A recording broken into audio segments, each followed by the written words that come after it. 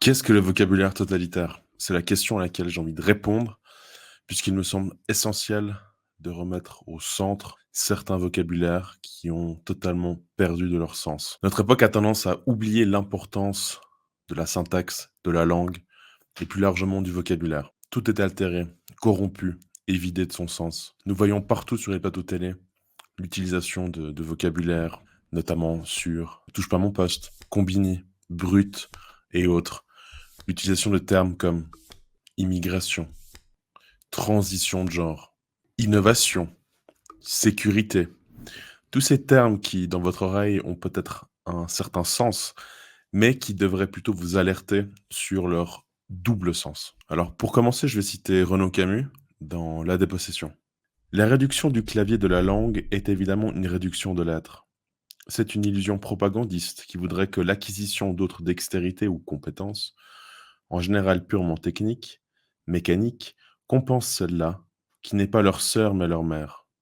Reynaldo Hahn disait très justement que n'était pas une bonne chanteuse celle qui avait une voix admirable et une technique vocale de premier ordre, si l'on ne comprenait pas ce qu'elle disait. Tout spécialement bien sûr dans la mélodie française, où la seule musique n'a pas d'existence autonome, pas en tout cas sans une déperdition essentielle de valeurs et d'intérêt. C'est avec bien davantage de pertinence encore qu'on peut affirmer que n'est pas un sujet pensant, pas un intellectuel, pas un écrivain, il va sans dire, pas un étudiant digne de ce nom et digne surtout de cette qualité, pas un diplômé méritant son diplôme, pas un citoyen capable d'exercer toutes les fonctions et les virtualités d'être requises de lui, qui ne maîtrise pas sa propre langue, son orthographe, son vocabulaire, sa grammaire. Tout appel à une distinction bien marquée entre ce qui est couramment désigné comme le fond et la forme est un abus de langage, c'est le cas de le dire. Il n'y a pas de fond indépendant de la forme, pas plus qu'il n'y a de culture indépendante de la culture générale et de l'usage du monde. Alors le premier terme très couramment, trop couramment utilisé de la part des médias et surtout de la part de certains politiques dits de droite, c'est le terme immigration. Comme vous le verrez probablement, certains extraits de l'Obs, du Monde ou encore de la Suisse avec son format nouveau qui nous demande: sommes-nous en surpopulation en Suisse? Y a-t-il trop d'immigrés, et cetera? Mais ce n'est plus le problème, si j'ose dire. Pour qu'on soit bien clair, ça n'existe plus. Ça n'existe plus depuis 60 ans. C'est tout autre chose qui est en train de se passer. C'est un remplacement, c'est un changement de peuple, c'est un génocide par substitution. Terme emprunté à Aimé Césaire par Renaud Camus dans plusieurs de ses textes. Ou encore un terme assez sympathique, je trouve, plutôt, je dirais, scientifique, qui est l'ethnomorphose. Le problème ne vient plus du tout, en fait, de l'immigration, puisque maintenant ces gens sont naturalisés et donc le verre est dans la pomme, si j'ose dire. Donc ce n'est plus le sujet. Il faut vraiment insister sur ce terme: changement de peuple, génocide par substitution ou ethnomorphose. Prochain mot, très intéressant, très actuel, qui va dans le même sens, hein, aussi dans la dépopulation et dans le déclin démographique, c'est la transition de genre. Puisque grâce à Combini et autres médias, on sait qu'on peut faire une transition. Or, ça n'existe pas non plus. Ce n'est pas une transition, c'est une stérilisation définitive, qui plus est avec des mutilations des fois terribles. Ce vocabulaire est merveilleux puisqu'il permet de déboucher sur d'autres usages de la propagande, notamment l'antiracisme, où on voit que Loulou, n'est-ce pas, cette femme biologique qui a fait visiblement une transition, est un homme trans racisé. Donc là, on a vraiment, je dirais, la cerise sur le gâteau de l'antiracisme pour qu'on comprenne bien, en fait, jusqu'où ça va. Et en fait, maintenant que c'est un homme trans racisé, en fait, il y a des contrôles aux faciès. Ce qui est merveilleux, ce qui permet, en fait, de déboucher évidemment sur l'autre chose, qui est un racisme et une transphobie. Merveilleux. Autre point, très important, c'est le cas d'Ouriel. Donc évidemment, moi, je ne regarde pas ce genre de débilité. J'espère, hein, que vous non plus. Mais Ouriel a participé à une émission qui s'appelle Frenchy Shore, produite par Arthur. Je pense que c'est bien de le souligner.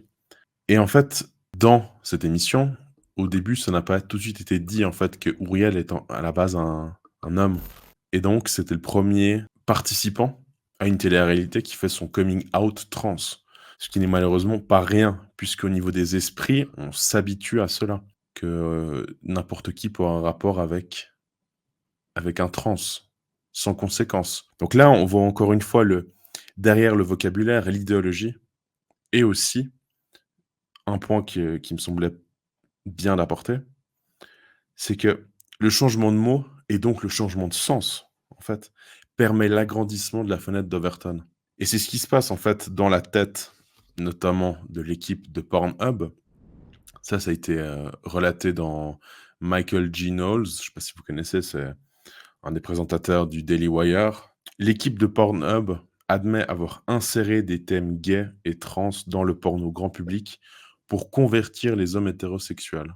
Donc il y a derrière l'utilisation du vocabulaire, une idéologie pour faire changer déjà le sens des mots, mais aussi votre vision de l'hétérosexualité. Donc c'est pour pervertir les esprits que l'on commence à introduire certaines choses. Autre exemple aussi, on a évidemment What is a Woman, toujours, par l'équipe de Daily Wire avec, Matt Walsh, qui est celui le plus à droite parmi tout cela. Qu'est-ce qu'on apprend là-dedans? C'est qu'il va y avoir différents médecins, psychologues et cetera et là, il est face à un homme biologique qui a visiblement fait sa transition, enfin sa stérilisation et on lui demande: «What is a woman?» Qu'est-ce qu'une femme? Et il est dans l'incapacité de répondre. Et on voit bien déjà l je dirais au niveau des esprits, à quel point ça peut être, je dirais, fort et puissant que les personnes n'arrivent pas à répondre à cette question qui me semble assez simple. Autre témoignage aussi, à une heure de grande écoute, c'était Lily, hein, je pense que vous l'avez vu dans Quotidien. Un enfant de 8 ans qui est un petit garçon, sauf erreur, et qui se sent petite fille, avec sa mère qui l'encourage derrière. Donc là aussi, la fenêtre de Wharton s'agrandit, notamment grâce au vocabulaire, totalitaire. Autre exemple, la sécurité. La sécurité est un terme évidemment très et intimement lié au premier, hein, n'est-ce pas? L'immigration, puisqu'il y a un lien que l'on peut faire, je dirais, évident. Mais la sécurité, de nos jours, c'est l'omniprésence d'insécurité avec des caméras, des digicodes, des portails, enfin toutes sortes de nouveaux systèmes de sécurité. Mais la sécurité révèle bien une chose, c'est l'absence de sécurité, c'est l'omniprésence de l'insécurité. La sécurité, c'est aussi le contrôle qu'il y a derrière et on a le fameux exemple du «allons-y quoi?» où il est tout content de nous expliquer que c'est pour plus de sécurité, plus de contrôle et qu'il pourra boire son café en terrasse tranquillement. On pourrait aussi évoquer évidemment les CBDC, donc ça c'est l'entrevue que j'ai faite avec, Marc Gabriel Draghi, donc les monnaies de banque centrale, qui permettront évidemment un meilleur suivi, une meilleure fiabilité et des transactions plus sûres, donc au nom de la sécurité. Mais là, ce ne sera que plus d'asservissement des peuples de manière générale. Le divertissement pour l'abrutissement, pour l'hébétude généralisée, pour l'industrie de l'hébétude, comme dirait Renaud Camus. Donc chaque soir sur diverses chaînes, même sur internet de plus en plus, la télévision l'écran est devenu l'instrument d'abrutissement des masses. Donc là, vous avez le droit à du petit Hanouna, n'est-ce pas? Qui est la quintessence, je dirais, de notre époque. Vous avez aussi le terme progrès, innovation. Donc tout ce qui est considéré comme progrès, comme innovation est forcément un bien. Toute innovation n'est pas forcément positive. Hélas, c'est de plus en plus le contraire. Là, on pourrait évidemment faire appel au concept de compte productivité de Illich. On le voit bien. Les éoliennes qui détruisent la faune, la flore, les paysages de manière générale. Les panneaux solaires, n'est-ce pas? En Suisse, il y a des gens qui veulent construire des panneaux solaires sur les montagnes, ce qui ne fait absolument aucun sens. Un espace naturel doit rester naturel et pas artificiel.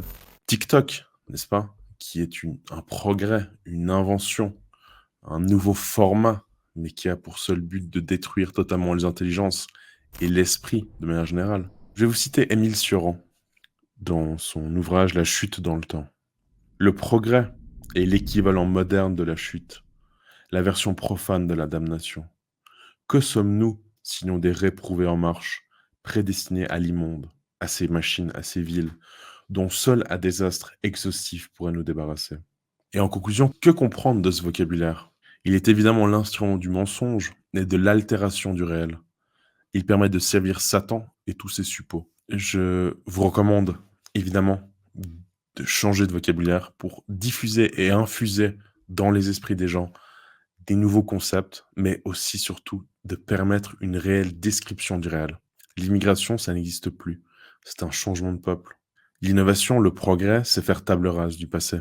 La transition de genre ou le changement de sexe, c'est une stérilisation et ça permet le déclin démographique. Le divertissement, c'est l'hébétude généralisée, la destruction des esprits pour une masse d'esclaves. Pour stopper cela, évidemment, je citerai notre Seigneur Jésus-Christ: «Je suis la vérité et la vie».